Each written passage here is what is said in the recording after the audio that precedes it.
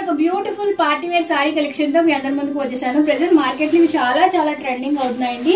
Plain light weight georgette sari with cut work తో పాటు వస్తుంది. ఈ సారీలో యూజ్ చేసిన బ్లౌజ్ అయితే heavy sequence work with embroidery work తో పాటు వస్తుంది అనమాట.